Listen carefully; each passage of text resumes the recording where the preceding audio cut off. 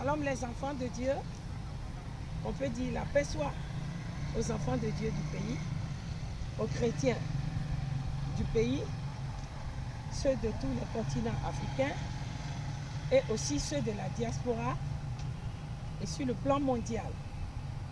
Je veux particulièrement aujourd'hui envoyer ma salutation à l'endroit des enfants de Dieu, des chrétiens et les adorateurs du Dieu vivant. Aujourd'hui, c'est un grand rendez-vous. Le Saint-Esprit, mon associé et moi, nous sommes venus pour vous ouvrir une nouvelle page qui est très nécessaire et qui est aussi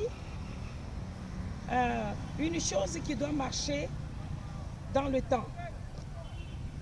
Précisément d'ici 1 mois et demi, il faut que ces informations-là arrivent à bord, à la destination, à l'endroit des enfants de Dieu. Donc, nous sommes ensemble, comme d'habitude, au nom de Jésus-Christ. Aujourd'hui, l'élément dont je vais faire cas dans la parole du Seigneur, le Seigneur nous confirme les révélations, les situations, les signes de Dieu par ses paroles bibliques. Aujourd'hui, nous allons voir dans le livre de Ésaïe chapitre 33, verset 1, qui veut nous dire une parole du Seigneur. Je commence par là, avant de donner la connaissance sur le sujet clé. Le Seigneur a dit là-bas au travers de la bouche d'un prophète, il dit, « Malheur à toi qui ravage, qui n'a pas été ravagé. Malheur à toi, le pauvre, qui opprime les misérables. Car les paroles d'un méchant, ça veut dire quelqu'un de ce genre, de cette étiquette, de ce caractère, de ce genre d'homme-là, ses paroles, ses prières, ses conduites sont comme une pluie violente qui fait manquer du pain dans un pays, dans une nation, sinon dans les nations, au cœur du peuple de Dieu. La parole de Dieu nous souligne ces choses afin que nous prenions garde. Le Seigneur a dit dans les derniers temps, il y aura beaucoup de faux prophètes. Il y aura aussi des vrais prophètes, mais qui seront peu. Les faux prophètes prendront le dessus. Ils auront les grands moyens de séduction pour séduire le peuple de Dieu. Et la plupart, même des élus de Dieu, peuvent succomber, dit les Saintes Écritures. La miséricorde se refroidira. Les mensonges prendront le dessus de tout. Les uns se soulèveront contre les autres. Les serviteurs de Dieu et les servants de Dieu se haïront les uns les autres, se trahiront les uns les autres, pirateront les visions comme Jérémie, le prophète l'a si bien dit dans ses écrits. Il dit, puisque Israël et les enfants de Dieu prennent plaisir, les prophètes et les pasteurs se dévorent, se volent des visions les uns des autres pour aller accomplir les tâches que le Seigneur ne leur a pas confiées. C'est ce qui fait que l'Esprit du Seigneur s'est retiré de Juda et de Jérusalem. Ça est dans les Saintes Écritures du prophète Jérémie. Je veux attirer l'attention des enfants de Dieu.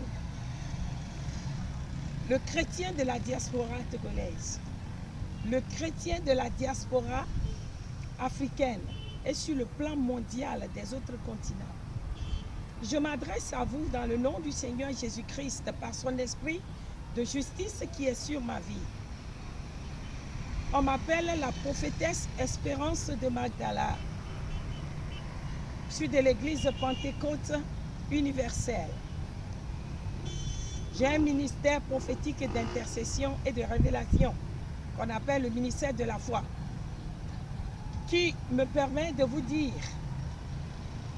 certains éléments que le Seigneur m'a fait connaître par rapport à un mouvement qui se déroule depuis l'an 2013, l'an 2014 précisément, au Togo, à partir du Togo, et qui est en train de prendre les volets, qui est en train de s'étendre sur toutes les nations africaines à l'endroit chrétien, l'endroit pastoral. Et sur le plan mondial aussi, c'est en train de prendre maintenant. C'est vrai, c'est une chose qui doit aller à cette ampleur-là, selon que le Seigneur me l'avait révélé. C'était dans les années, l'an 2001, qu'il m'a fait voir pour la toute première fois l'histoire de l'ambassade d'Israël, qui aujourd'hui est redémarrée au Togo depuis l'an 2014, sous la couverture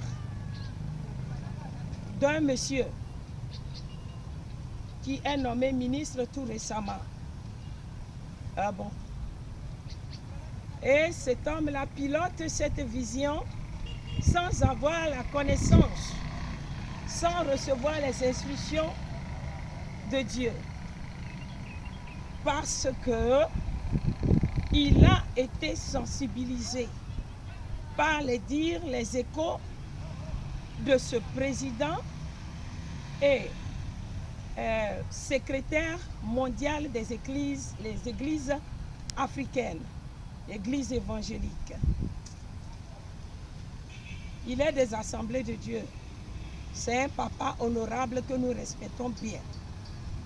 Donc, à l'an 2013, lorsque le Seigneur m'a convaincu de reprendre cette vision à partir du Togo pour que ça s'étende sur toutes les nations, sur le plan mondial, j'ai apporté cette vision à la connaissance de ce doyen qui constitue un canal pour faire la coalition entre les églises de l'Afrique mondiale et des continents européens mondiaux.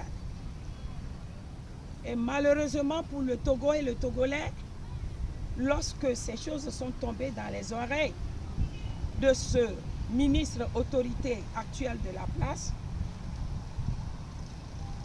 il s'est précipité pour faire des adhérations et il a attribué cette vision ambassade d'Israël que vous voyez aujourd'hui en mouvement où tout le monde court pour aller en Israël, pèlerinage.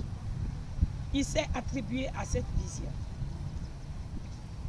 Sans toutefois vouloir me rencontrer parce que j'étais à la chambre haute pour la 3e fois à l'an 2015 lorsque j'ai envoyé un peu de détails de cette vision à ce doyen-là avant mon arrivée pour sensibiliser.